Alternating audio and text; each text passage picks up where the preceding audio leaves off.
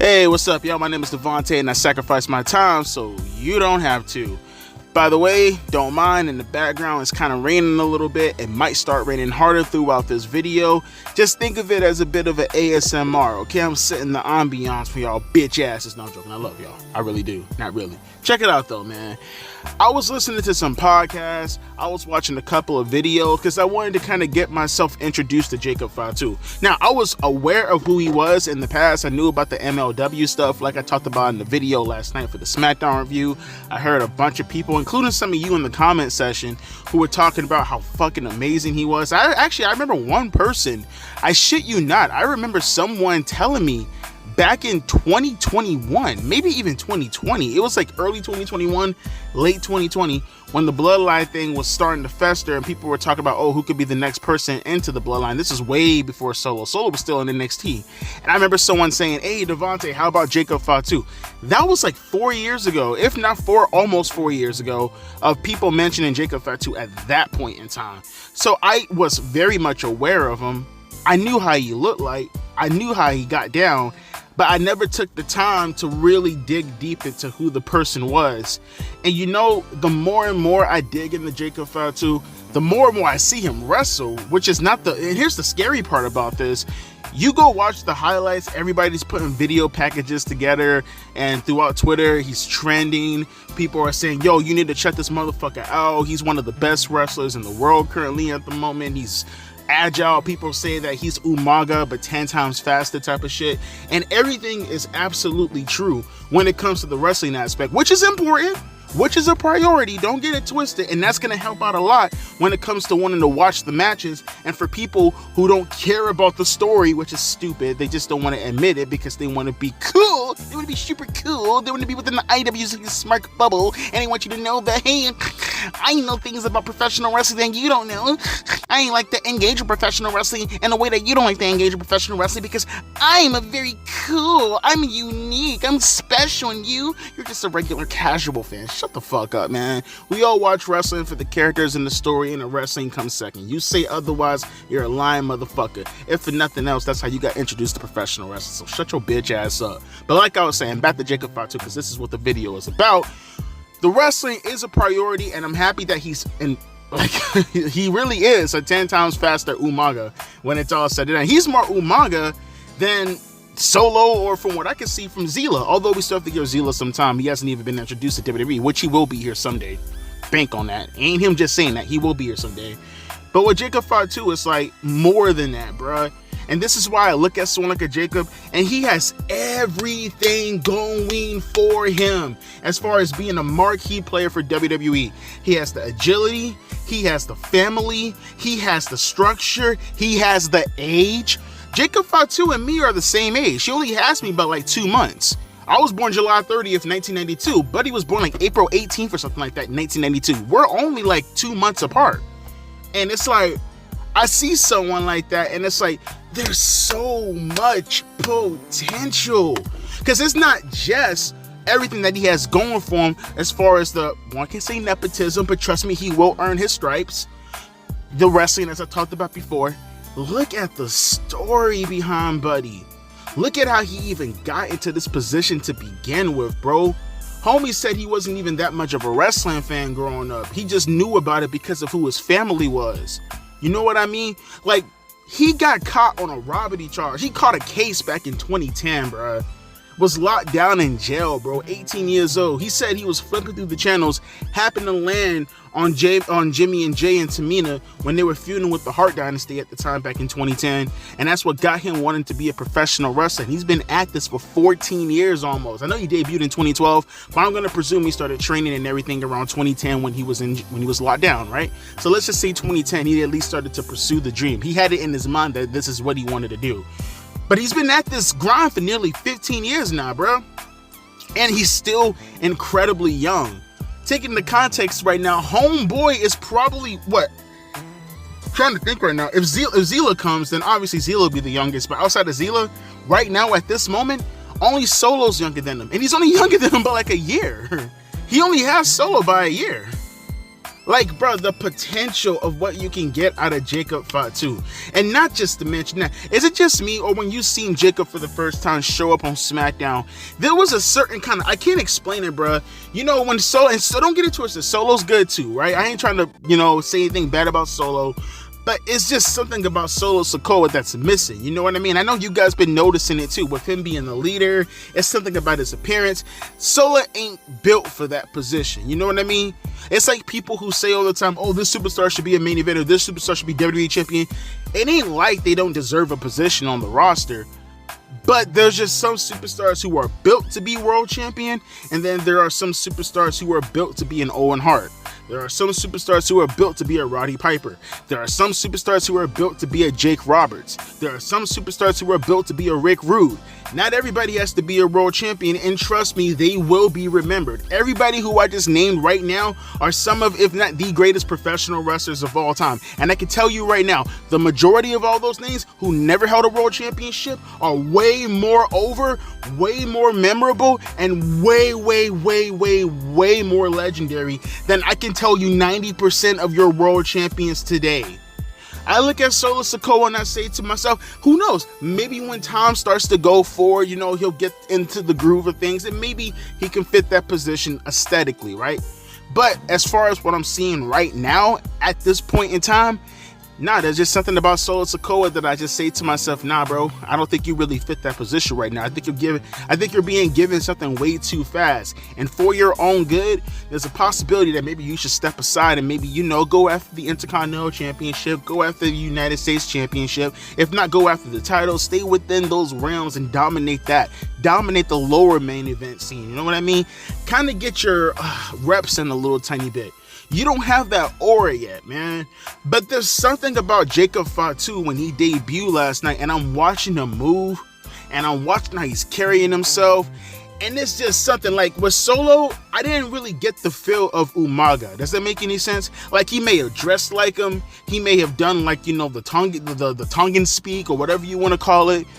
He may have had that, but, you know, he just, I don't know. And I know that's his uncle when it's all said and done, but it's like, I look at Solo Sikoa and I see the comparisons to Umaga, and I just don't feel that energy. He is, obviously, that's his uncle, that's his dad's brother, but at the same time, I just don't feel it.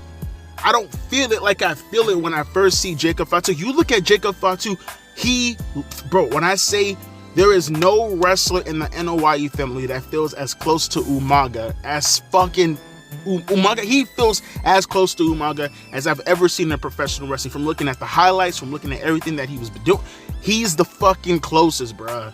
He is. And to make 10 times everything, bruh, there is no, I'm looking at the professional wrestling scene right now within the Samoan dynasty, just from looking at his clips alone, and there's 10 years worth of clips you can go look up.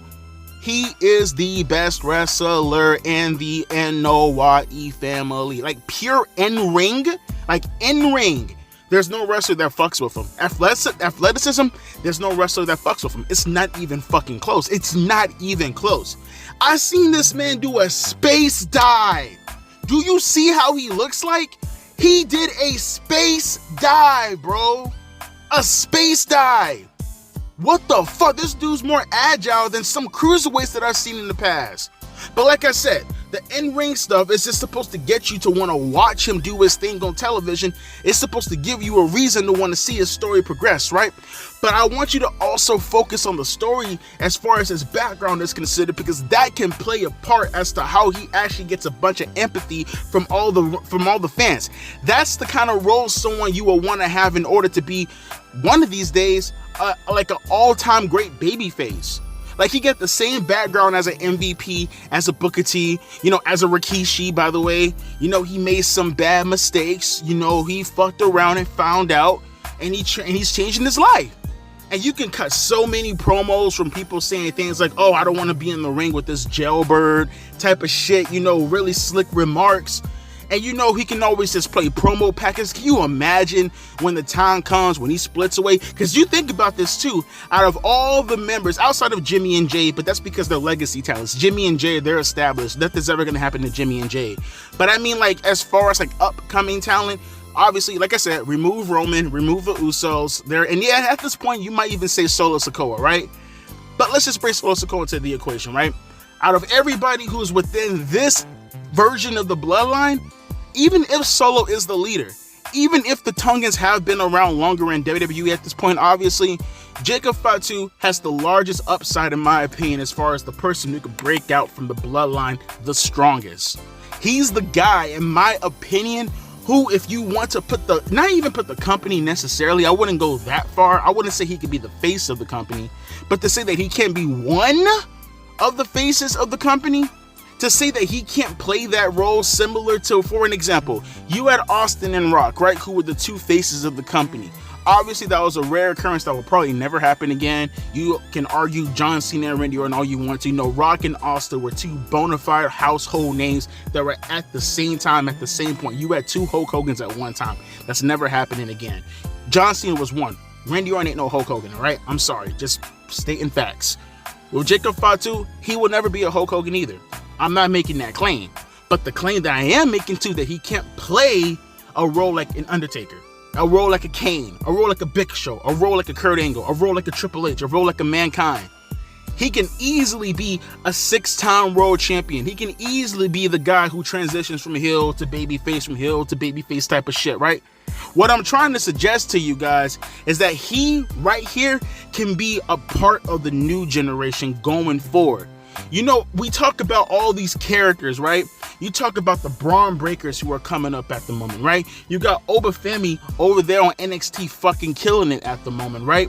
And I look at Jacob Fatu and I say to myself, I can group him in with both of those guys also, and say to myself that these cats right here, man, these cats are the face. They are the face of the new generation, man. We're getting back to the grind, man. We're taking all the generations and combining them into one. You got the older generation with the muscle guys, sweat, and, you know, fucking big, and they're fucking beefy and all this shit.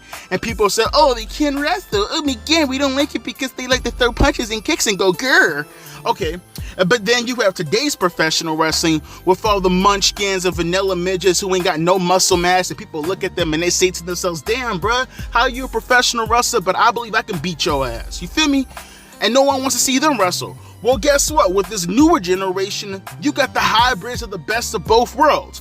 You got the beefy image of the guys who look larger than life, who can actually and absolutely, if you know what the fuck you're doing, they can absolutely be in the exact same position as the Attitude Era guys. Yes, I said it. If you play your cards right, because this, I can't remember the last time we had larger-than-life talents that look like that. Not larger-than-life talents as far as their characters are considered. That still has to be fleshed out. But as far as an imagery standpoint, I can absolutely see a 5-year-old kid looking up to a Braun Breaker. I can absolutely see a 5-year-old kid looking up to an Obafemi and saying, holy shit, look at that guy. He looks like a fucking superhero. And I can absolutely, definitely look up to a kid, especially an urban kid, especially a kid who fucking lived that life and probably is a nerd deep down inside. He watches professional wrestling, but he goes out on the streets and he's got to do his thing. Trust me, there are a lot of black kids like that in the hood. I can tell you straight up. Trust me. I was one of them at one point about 10 to 15 years ago. So trust me, I can tell you. I can honestly guarantee you there's a bunch of fucking little kids who will look at a Jacob Fatu and say, damn, bro, that's his background, and look at him right now, and look, he looks manly and all that shit. That's why I say that exterior fucking matters compared to a Jungle Boy or a Darby Allin or any of these cats. I'm not saying you can't not deal with them, but it is professional wrestling when it's all said and done. There's a certain caricature that coincides with the name professional wrestling, you feel me? So I look at Jacob Fatu and I say to myself, and I look at all the wrestlers who surround Jacob Fatu with that same mask, with that same look, and it's like you have the exterior of the older wrestlers who have that potential to be larger than life, and you have the skill and the agility as the younger wrestlers today currently going at the moment. They can wrestle just like the guys today. They can do the flips, they can do the dives, they can sell just as fucking hard. Yes, they fucking can. They can put on the 5-star performances no different than the small talents nowadays with the exterior of how the guys back in the days look. That's the perfect hybrid, man. And I see the future. The future is bright with talent like this, man. And I look at a guy like Jacob Fatu and I say to myself, There needs to be a way where we can do this bloodline story where eventually we get to the point where Jacob Fatu is taking over. No disrespect to Solo Sikoa. Like I said, he ain't really in that position right now, at least for me, to believe that he should be in any shape or form running the bloodline with how he's currently coming off at the moment. Maybe someday, maybe in a couple of years. But right now, I look at a guy like Jacob Fatu and I say to myself, man, tell his story. Tell his background. He was actually about that life. And he got the family ties. And he got the wrestling skills. And he got the look. Man, give the ball to Jacob Fatu and let's see that man run with it, man. And I'm not saying to do it immediately. Obviously, you want to gradually grow with this.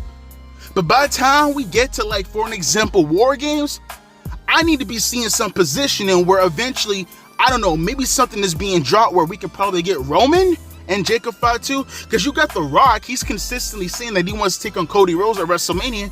I'm saying, okay, fuck it, run it, Roman, Cody and Rock. I want to see Roman and Jacob. You can still do Solo and Roman if you want to at SummerSlam, but in reality, what I want you to get to the point is to see Jacob versus Roman Reigns at WrestleMania next year. From an in-ring perspective, you got to be out of your fucking minds and not think they ain't gonna go out there and kill it. Not to mention, if Roman's going to be the one putting over Jacob, then you know Roman's going to do whatever he can because that's his family. And not to mention, I got to think that Roman at this point in time, which at that point he'd be turning 40, he's ready to slow shit down. I will bet my life if Jacob Fatu can play his role to a T, Roman is eager to pass the ball to someone in his family who can run with that shit. Bet money on that, bro. Bet money on that. I don't know. I just really want to, kind of glaze Jacob Fatu for a minute because I've seen his work and I'm seeing how everybody is talking about him.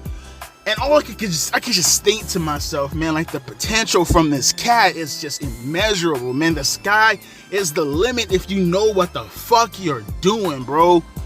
No cap, man. I want to see all the things given to this man. If for nothing else, his background alone, that in itself could tell 1,000,001 stories compared to the average wrestler nowadays who just goes out there and just kicks and flips because, whoa, it's the standard in professional wrestling, so why the fuck not? Okay, fine. You do that, and let me see Jacob Fatu go straight to the moon, and we ain't talking about crypto. Let me know your thoughts down in the comment section below. Do you see where I'm coming from? Do you feel where I'm coming from? I'm not here to say that you need to put the strap on Jacob Fatu right about now, but what I am suggesting is maybe you should start, getting some blueprints ready to see how that strap is going to be designed. So in a couple of months from now, when he proves his worth, and trust me, he will prove his worth, you get ready to put that strap on that man's back and let's see him fly, bro. I'm ready for that shit. You want to fucking constantly talk about Devontae, stop talking about the attitude era of this, stop talking about the ruthless aggression era of that. Well, you need to start preparing superstars to be put in that position to take over for the next generation where you guys can give me some content where I can now finally let the new generation take over and I can just sit back and let y'all do y'all thing and y'all can bring me into the mix and I can be a part of this generation, at least for nothing else as an elder statesman, to see how the fans react and act when it comes to good professional wrestling, like how I used to react in that when I was a kid. You feel me? So let me know your thoughts down in the comment section below. Let me see what you feel about Jacob Fatu. Let me hear your thoughts as far as how the commentary video came out today. As always, my name is Devontae, and again, you love the ambiance? Listen to that noise for a second. Shit beautiful, ain't it, huh? Shit beautiful, ain't it? Shit beautiful. Welcome to Miami, Florida, bitches. All right, let me get the fuck up out of here. I'm gonna go smoke. Deuces. P-eyes.